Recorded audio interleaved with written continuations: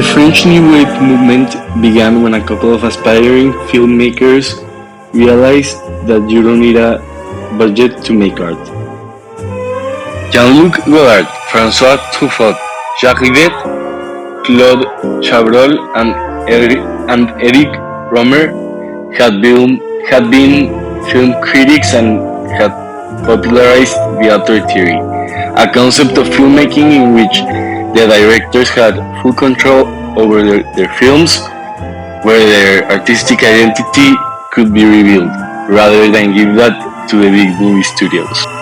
In 1948, a film critic by the name of Alexander Astrach published an essay titled The Birth of a New Avant-Garde, La Cámara Style, in which he explained how the use of camera was a simple tool, much like a paintbrush, for an artist to create their art.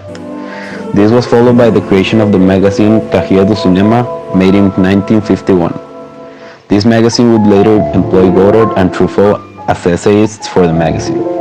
Soon Eric Romer, Jacques Rivette, and Claude Chabrol would join.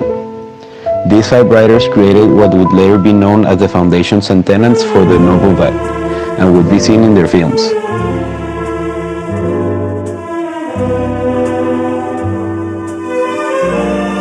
Before the Nouvelle Vague, Hollywood and the studio system ruled the industry. They had been making mass productions during what is known as the Golden Age of Hollywood. These elaborated films had a huge impact on people, not because of its ability to speak to the audience, which it didn't, but because of the wow factor. The studio was owned by the films, thus they decided every aspect about the film in question, and so this became a monopoly of sorts. The studio would pronounce the film, revise the scripts, control the directors' decisions, and distribute the films to select theaters. This meant that if your theater was owned by the studio in which the film was made, then you could see it. But say the new Paramount Picture films came out and your local theater is owned by the 20th Century Fox, then the picture could not be shown. This gave studios ownership, and many argued that during the time, the films had a tremendous lack of artistic quality.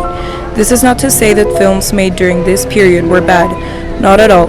Films like Cleopatra, Lawrence of Arabia, Casablanca, Gentlemen Prefer Blondes, and many more were good films, but they were commercial films after all, whereas films like Citizen Kane, Vertigo, Psycho, and Breakfast at Tiffany's are pure art, simply because the directors had complete freedom over their films and the majority did not. During this time, technology was brand new, and filmmakers began using sound as well as new styles of camera movements. In like the New Wave, these films used the camera to convey space and time, rather than emotion. They had a dialogue for that. They used the 180-degree rule, the continuity device, the cross-cut, and the actual cut. These, while being extremely effective, were used to support the story and not to tell it. The storytelling in this type of film was marked by a beginning, a middle, and an end. Also, the narrative was structured with a cause and effect formula, something that became repetitive through the age.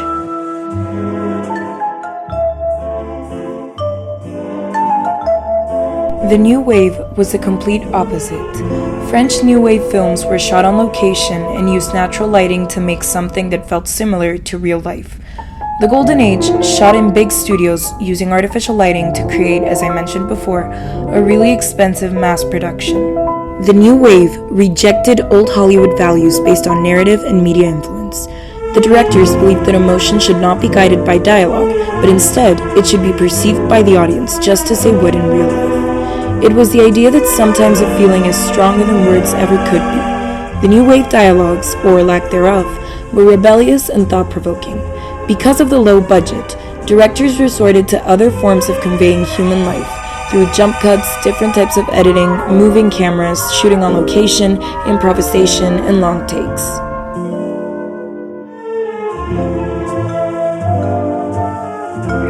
In 1942, Nazi Germany occupied France, and with it the French cinema. During the war, Nazis censored many French films, and so French filmmakers had to resort to fantasy and illusion in order to make their films without mentioning the war at all. During the censorship, German directors were paid by Nazis to make films that would make them out to be the hero and make the Jewish people evil. These filmmakers were known for making viciously anti-Semitic films, such as Jude Swiss, written and directed by Veit Harlan. This film is about a Jewish man who awaits execution on the gallows by Nazis. Even though it is evil in every way, today the film has been revered as a masterpiece of cinema despite the plot. At the time, this was simply a matter of propaganda, and it made people truly disgusted and ashamed. Propaganda films were used to glorify Hitler and discredit Jews by posing them as people with too much power who needed to be abolished. Ironic, isn't it?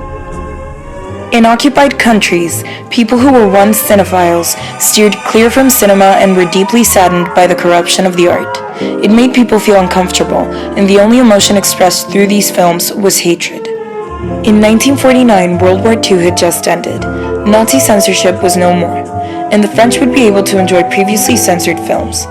Then the new wave began. What was truly capturing about the Nouvelle Vague was its ability to give viewers an objective view of the world through their realism in the mise en scène.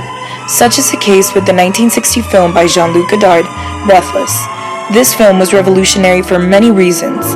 The movie was filmed with a shoelace budget and quickly gained recognition for its new and unique structure. This was the beginning of the new wave. It was made in black and white simply to capture the tone, and it used music to tell the story. One very noticeable thing about these movies is the breaking of the fourth wall. This helped audience feel seen, and so it helped them to relate to the movie. Another great example is Pierrot le Fou, also by Jean-Luc Godard. This film was notable for its beautiful wide shots and surrealist undertones.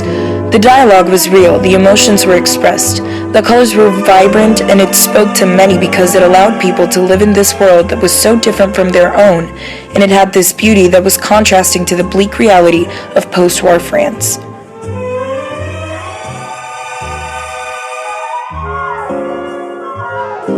For many, this new style of film became exactly what they needed. After a harsh couple of years with the war, it gave people a new form of escapism, without truly escaping reality. For the French youth, the post-war studio cinema was recycled and inexpressive, but the new wave films like Cleo from 5 to 7, Hiroshima Mon Amour, The Umbrella of Cherbourg, The 400 Blows, and many more were expressing actual human life, though an emotion in a rare way. For the people, films like Miracle on 34th Street had no correlation with the overall sense of grief that was being processed at the time. In post-war films, the dialogue seemed bleak and the story had no actual point. The new wave represented truth and reality. In many ways, the French New Wave movement gave directors a place in the art world. It became a true expression of what was happening at the moment and allowed people to feel represented by these stories. People finally felt like they belonged in a post-war world, where the beauty was once again making its way through the dull, gravy spaces left by war. The emotional collateral damage and empty sensations were turning into a vibrant new world filled by true emotion. The movement truly captured the zeitgeist of the time.